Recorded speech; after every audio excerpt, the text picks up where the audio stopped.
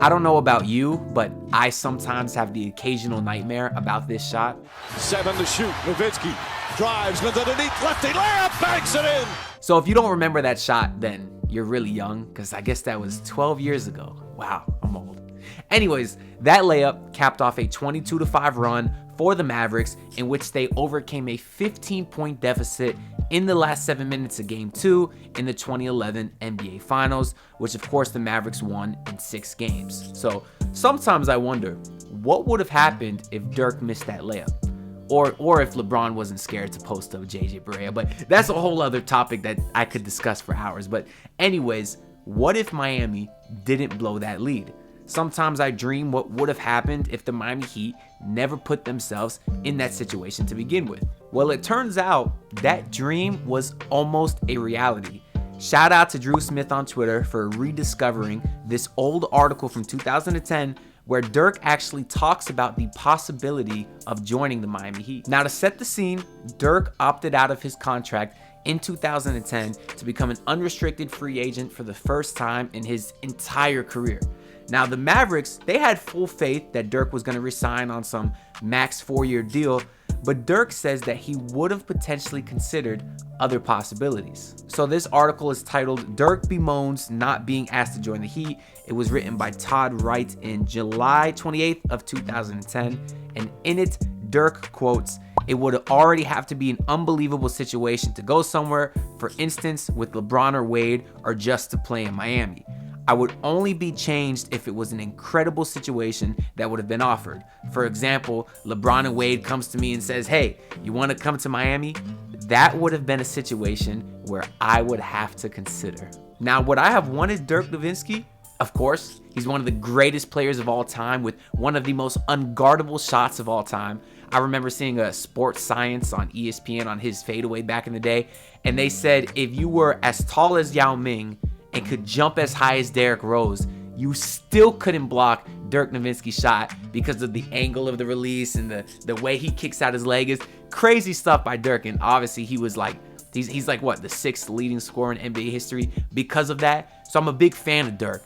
Not to mention that fade is also something that I've tried to incorporate in my game a lot. I don't have many clips of it, and these aren't exactly similar, but I like to do the one-legged fade from the post and just, a little step back, because as an unathletic guy myself, kind of like Dirk, that's an understatement there.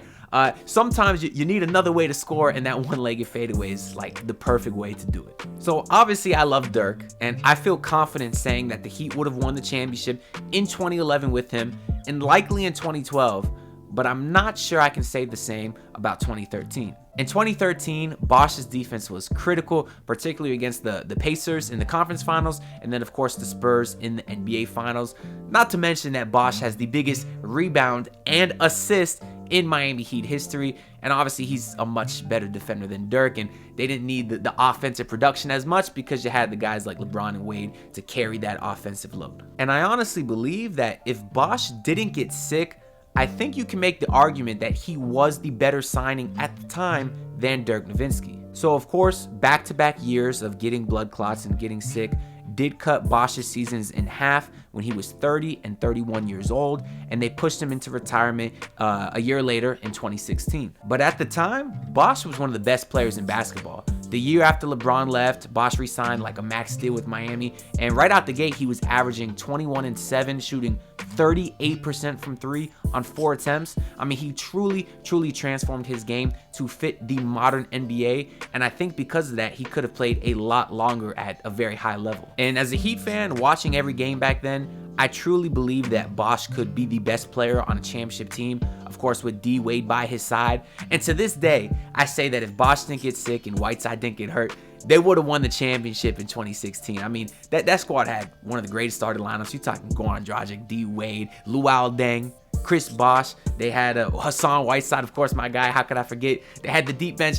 I think that squad would have won it all if Bosh didn't get sick. But anyways, that's a whole other topic for another video too. And of course, like I was saying, I don't think Bosh's career was coming to an end anytime soon. I mean, the way he was truly able to stretch the floor and rely on his jump shot for majority of his offensive game, I don't see any reason he couldn't have played at an all-star level for at least another 4 seasons after he retired. That would have put him into 2020 before we might have seen any sort of decline. And who knows what the Heat squad's looking like at that point. Maybe they still get Jimmy Butler. No, I doubt it, because if D-Wade never left, they probably never get Jimmy. And if Bosh is still here, maybe D-Wade never leaves. But maybe the Heat still get Bam, because of course they got Bam in the lottery, but they said Bam wasn't projected to go that high necessarily. So maybe even if the Heat had a lower pick, they could still get Bam Adebayo. And I don't have to explain to you how beautiful that fit would be. You have Bam inside, Bosh outside. Man, it's one of the biggest what ifs in Heat history if we could have ever seen something like that, because I think that pairing would have worked phenomenal. Now for Dirk, he was already starting to see some decline in his game by 2013 when the Heat Big Three won their second championship. He averaged under 20 points per game for the first time in 13 years. And by 2015, when Bosh first got sick, Dirk was already 36 years old, and he averaged under 20 points per game again, which would continue until he retired 4 years later in 2019. And he only averaged 7 points per game that season.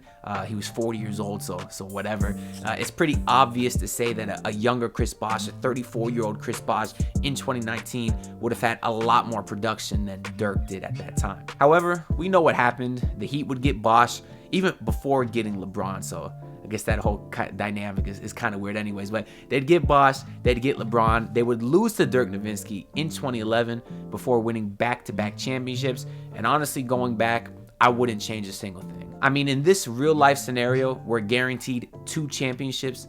That's something that 90% of fan bases would die for, so I would never risk that or take that for granted. I understand as a Dolphins fan that you can't take championships for granted, because the last one was when? Was it in the 70s, in the 80s? I don't know, because I wasn't born, but I sure hear my dad talk about it a lot. But maybe this is the year. Second preseason game is this Saturday, and I'm really excited. Same day as Inter Miami, by the way. They just won tonight versus whoever they played. I forget who they played already.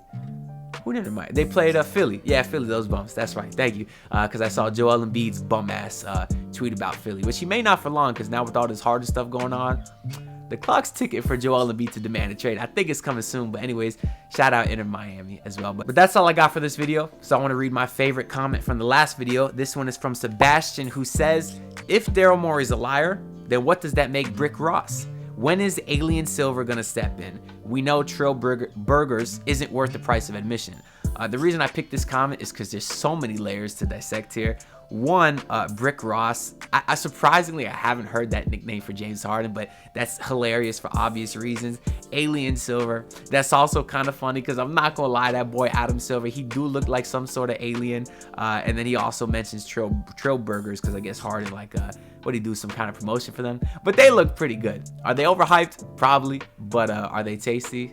I wouldn't doubt it. But anyways, make sure y'all leave your comments down below, and I'll pick my favorite one and shout y'all out next video. But and that's all I got. Subscribe, leave a like, helps the algorithm out a lot. And I'm still working on my D-Wade purple shirt guy deep dive. It's a pretty big project, dropped in probably Sunday. So y'all do want to subscribe, maybe hit that bell so you don't miss it. And that's all I got for real.